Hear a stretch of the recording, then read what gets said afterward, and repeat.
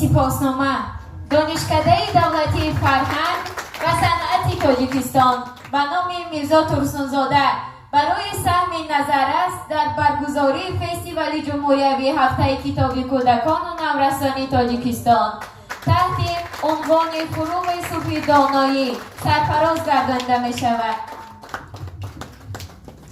با همین مضمون سپاسنامه سرریاست معارف شهر دوشنبه مرحمت کف میکنیم. با همین مضمون سپاسنامه مکافاتانیده می شود به عادیبکوف امید مدیر کتابخانه دانشکده دولتی صنعت تصویری و دیزاین تاجیکستان.